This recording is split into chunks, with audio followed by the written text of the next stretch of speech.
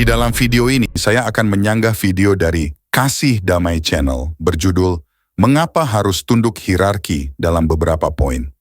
Poin pertama, menurut saya, paman-paman dari Kasih Damai Channel benar-benar botol tingkat tinggi karena berpikir bahwa saya sebagai seorang Protestan tidak menghargai hierarki gereja.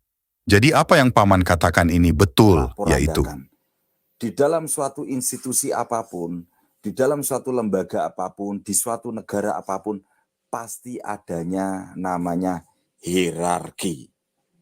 Apalagi di dalam suatu keimanan, satu kawanan, satu penggembalaan. Ini kalau tidak ada hierarki menjadi suatu iman yang carut-marut, iman yang liar alias gelandangan iman. Dan saya sebut paman botol karena cuma mengomentari video nomor 233. Padahal di awal video sudah disebutkan bahwa video 233 adalah sambungan dari video nomor 232 dan 231. Dan mengenai ketundukan saya pada hierarki gereja telah dibahas di video nomor 232. Dan sayangnya video itu tidak paman bahas. Jadi sebagai seorang Protestan sebetulnya juga ada hierarki dan tunduk.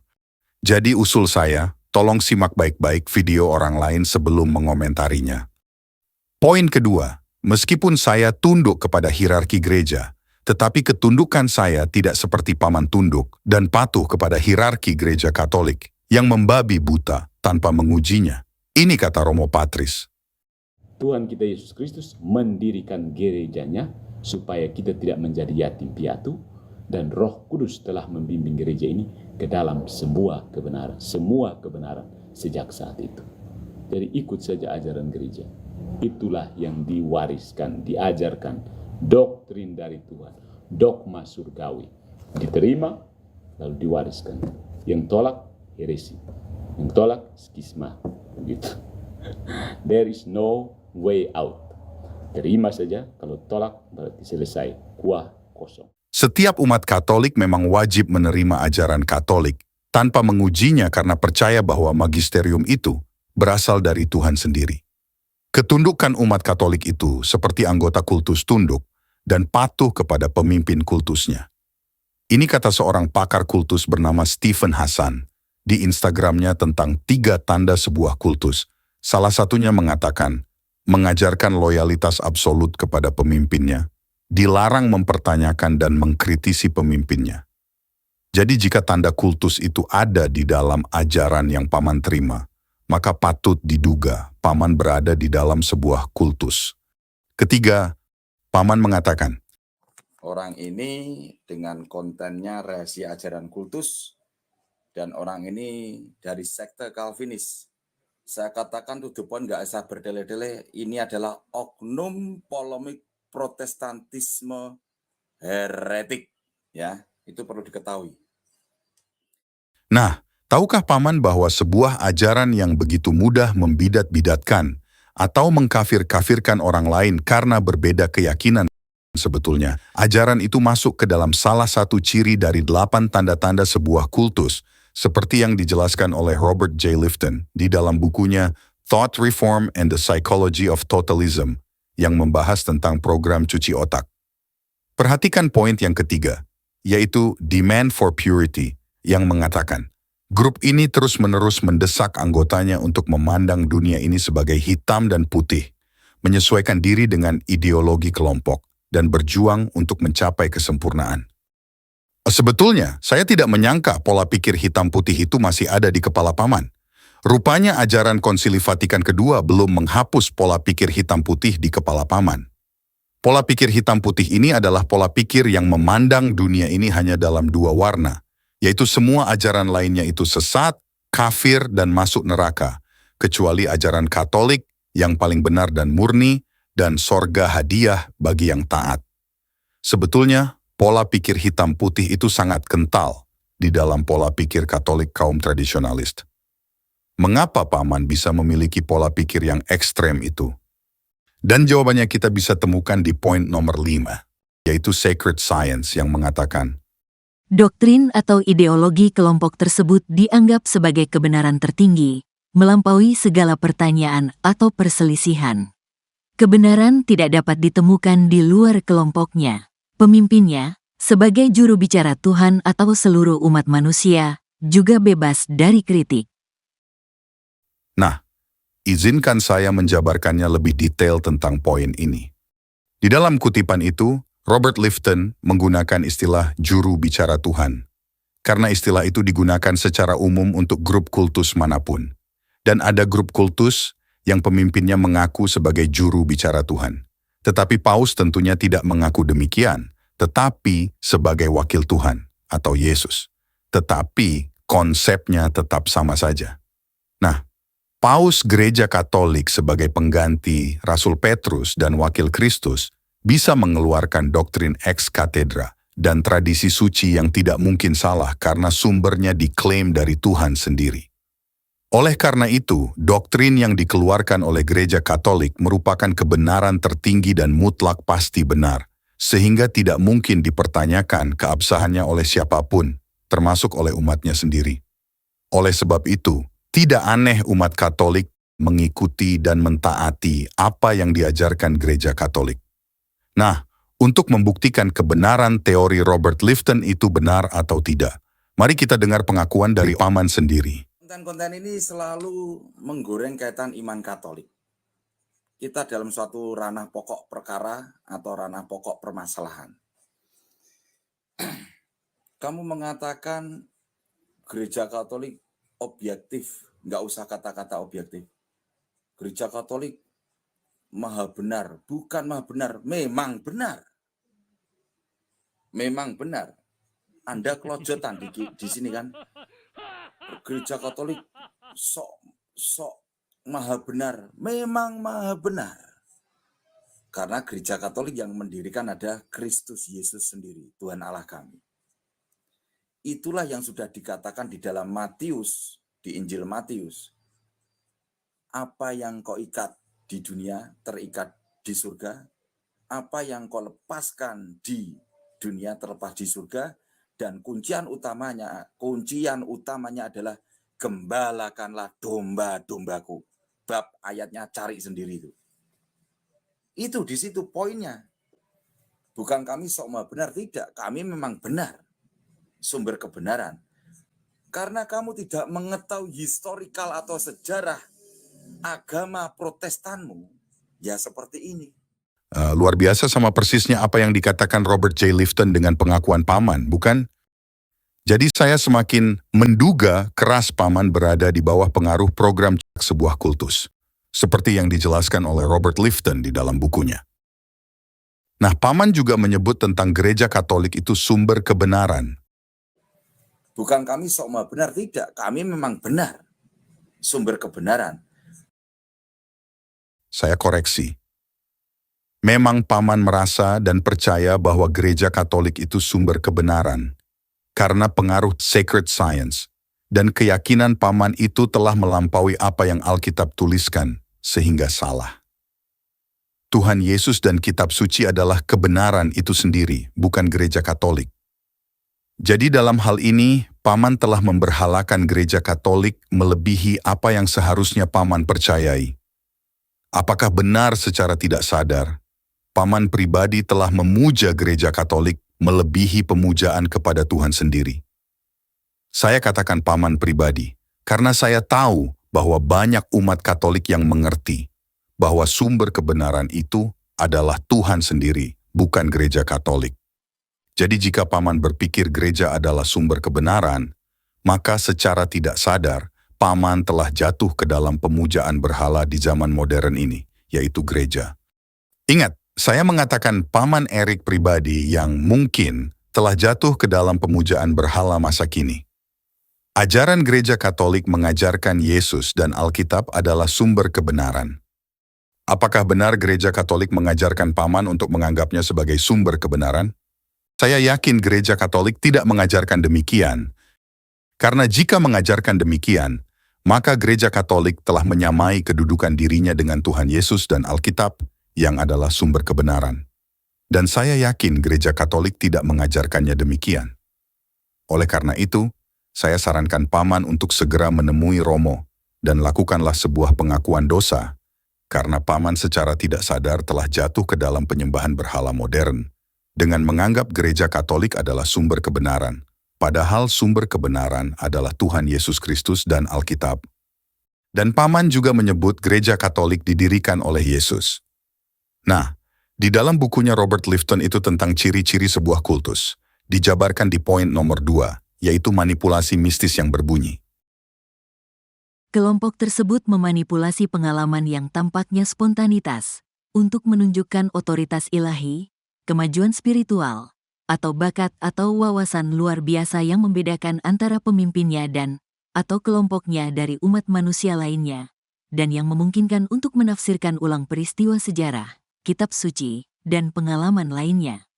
Kebetulan dan keanehan yang terjadi dimaknainya sebagai tanda-tanda atau ramalan. Jadi menurut Lifton, pemimpin kultus itu mengklaim bagi dirinya sendiri memiliki sesuatu yang spesial, spektakuler, dan bersifat mistis. Dan hubungan khusus yang bersifat mistis itu hanya dimiliki oleh pemimpin kultus dan Allah. Jadi menurut Lifton modusnya itu mudah, yaitu pemimpin kultus itu mengklaim bahwa kejadian-kejadian atau nubuatan di dalam Alkitab itu terjadi atau tergenapi di dalam diri pemimpin kultus itu. Ini bisa terjadi karena pemimpin kultus itu menafsirkan dirinya sendiri sebagai tokoh yang masuk ke dalam kejadian atau perumpamaan atau nubuatan Alkitab. Intinya, pemimpin kultus itu menafsirkan Alkitab secara eisegesis, bukan eksegesis, sehingga ia memasukkan dirinya sendiri menjadi bagian dari cerita Alkitab. Misalnya, 9 orang pemimpin saksi-saksi Yehova ini mengklaim bahwa mereka ini telah menggenapi nubuatan Yesus di kitab Matius 24, ayat 45 yang berbicara tentang hamba yang setia dan bijaksana. Perhatikan klaim dari salah satu pemimpin saksi Yehova ini. Yehova adalah penguasa universal, sang raja yang mengarahkan jutaan malaikat yang membentuk organisasi surgawi. Tapi, sewaktu mengarahkan bagian dari organisasi Allah di bumi, ia telah mendelegasikan tanggung jawab itu kepada Yesus, Kepala Sidang Allah. Pasal 2 buku di organisasi menjelaskan kedudukan Yesus menurut Alkitab. Lalu bagaimana Yesus mengarahkan organisasi yang di bumi? Matius 24 ayat 45 mengatakan bahwa Yesus telah melantik suatu budak yang setia dan bijaksana untuk menyediakan makanan pada waktu yang tepat. Dewasa ini, 7 pria terurap membentuk budak yang setia itu, dan secara kelompok, mereka dikenal sebagai badan pimpinan. Dan Yesus menggunakan Roh Kudus untuk mengarahkan pria-pria ini, seraya mereka mencari bimbingan dari Alkitab. Nah, itulah modus dari pemimpin saksi Yehova untuk memanipulasi pengikutnya, seolah-olah kedatangan mereka telah dinubuatkan oleh Yesus, yaitu memasukkan diri mereka sendiri masuk ke dalam cerita perumpamaan Yesus tentang hamba yang setia dan bijaksana. Padahal, sebetulnya Matius pasal 24 itu berbicara tentang sebuah perumpamaan, tetapi diklaim sedemikian rupa oleh pemimpin saksi Yehova menjadi sebuah nubuatan yang tergenapi di dalam diri mereka sendiri. Dan membuat jutaan anggotanya taat mutlak mengikuti perintah pemimpin saksi Yehova. Mereka mengklaim bahwa Alkitab itu hanya bisa ditafsirkan oleh mereka saja. Dan apa yang mereka sampaikan melalui literatur-literatur terbitan mereka bersumber dari Allah sendiri. Berikut cuplikannya.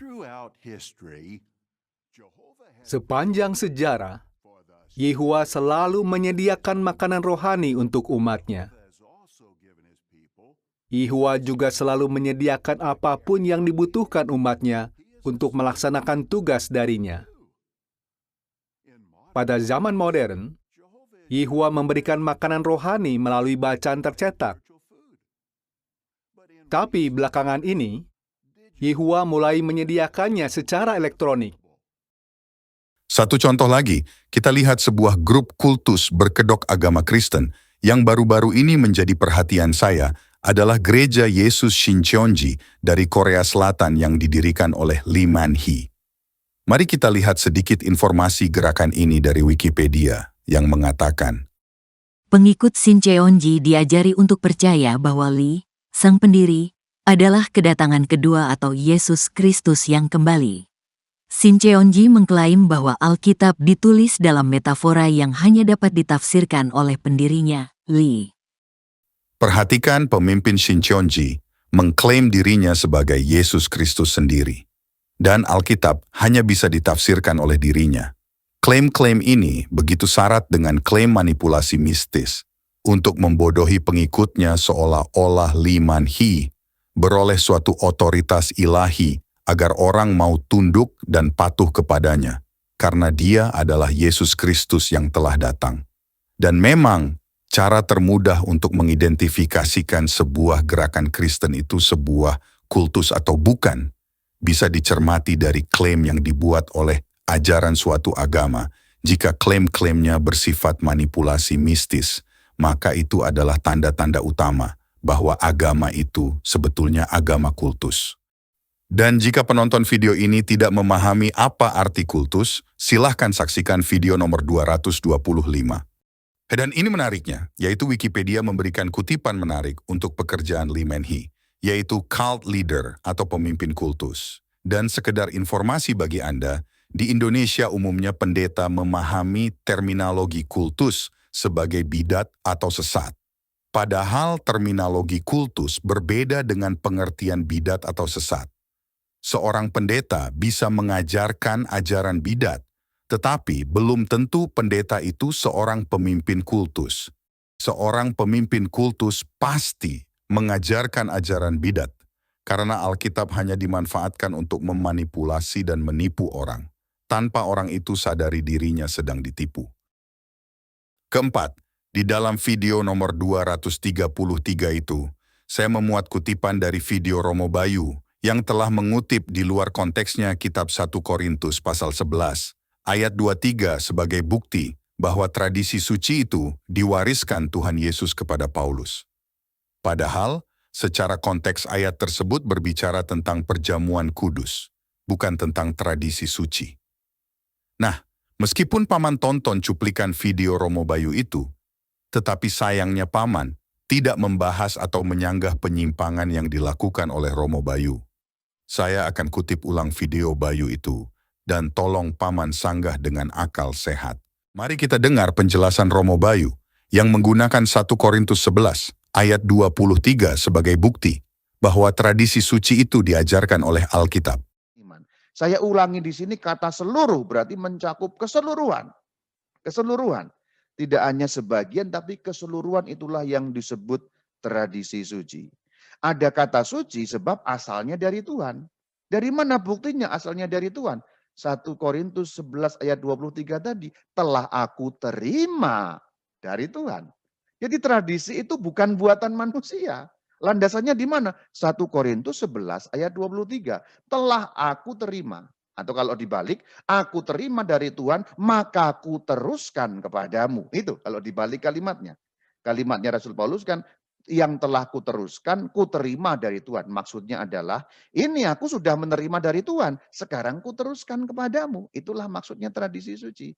Maka ada kata suci, karena asalnya dari Tuhan, bukan dari manusia. Kita sudah mendengar penjelasan dari Romo Bayu yang menggunakan 1 Korintus 11 ayat 23 sebagai bukti adanya ajaran tradisi suci yang diberikan Tuhan Yesus kepada para rasul. Dan marilah kita teliti ayat itu dengan seksama. Ayat itu berbunyi, sebab apa yang telah kuteruskan kepadamu telah aku terima dari Tuhan. Nah, benarkah Paulus meneruskan tradisi suci yang diterimanya dari Tuhan Yesus? Jika kita lihat ayat itu secara sepintas, sebetulnya ayat itu sama sekali tidak bicara apa-apa tentang tradisi.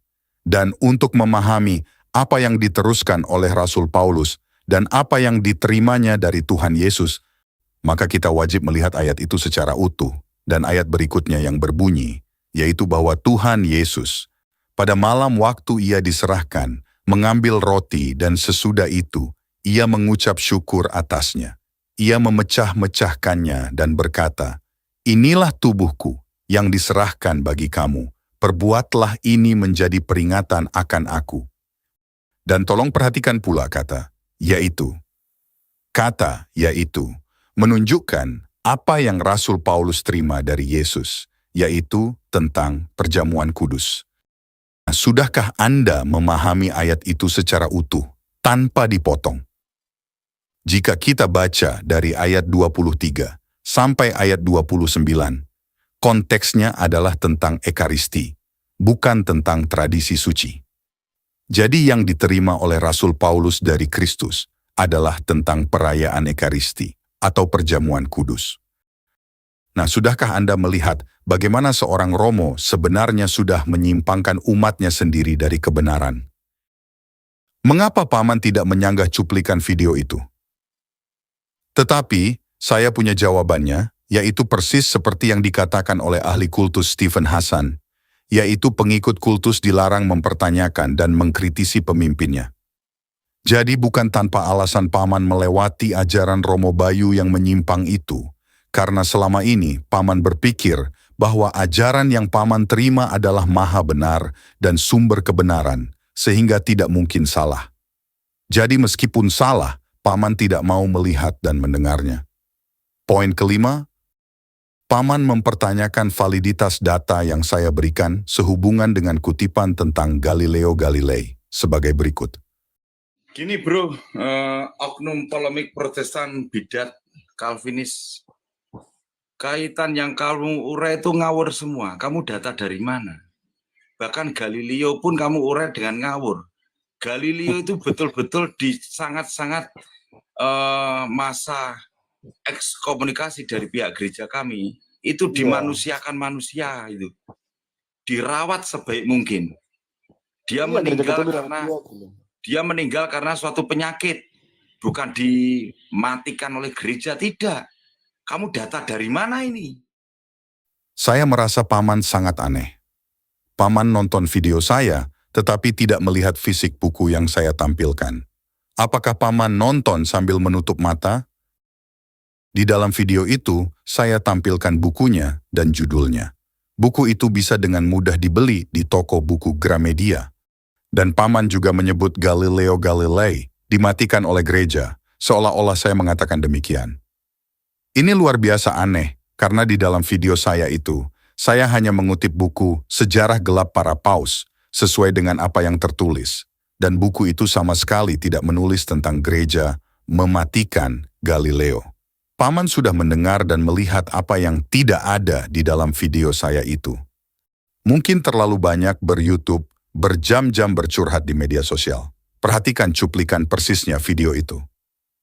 Ambil satu contoh kecil lagi, yaitu kasus Galileo Galilei, yang mengajarkan ilmu pengetahuan, yang bertentangan dengan ajaran gereja Katolik di waktu itu. Buku yang sama mengatakan, dalam bentuk yang kurang brutal, Inkuisisi menangkap ahli astronomi abad ke-17, Galileo Galilei, yang dikecam karena mendukung pendapat tentang struktur alam semesta yang berlawanan dengan ajaran-ajaran gereja. Galileo percaya bahwa bumi mengorbit matahari, sementara gereja mengajarkan bahwa bumi adalah pusat alam semesta. Galileo akhirnya menghabiskan hidupnya sebagai tahanan di dalam rumahnya sendiri, dan sekitar 350 tahun kemudian pihak Vatikan akhirnya mengakui bahwa Galileo selama ini memang benar. nah, jadi Paman itu cuma ingin mendengar, melihat, dan membaca apa yang Paman ingin dengar, lihat, dan baca. Paman menghabiskan waktu 2 jam 30 menit untuk mengkritisi video, tetapi secara ngawur, ngolor ngidul, dan tidak menjawab substansi video itu. Dan Paman juga menyebut tentang perselisihan antara pendeta Budi Asali dengan Stephen Tong, yang sama-sama reform tetapi tidak bisa bersatu. Berikut ini. Apakah sesama reform Injili bisa bersatu? Bisa. Kalau Anda bisa mengatakan, bisa. Pertanyaan saya, bagaimana sih Budi Asali kok menolak, menyerang ajaran Stephen Tong?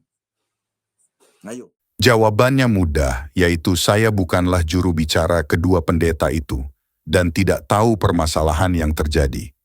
Tetapi, setahu saya di Protestan hal yang biasa untuk berdiskusi dan berselisih pendapat. Umat Protestan tidak mengikuti dan mentaati seorang pemimpin kultus yang mewajibkan mereka bersatu di bawah arahan dan perlindungan seorang pemimpin kultus. Nah, demikian video saya ini. Dan saya sangat senang jika Paman terus mengkritisi channel saya, sehingga saya bisa lebih banyak membuktikan kebenaran teori para ahli kultus, yaitu teori mereka itu terbukti terjadi di dalam diri pribadi Paman. Dan salam buat Tante, ya Paman.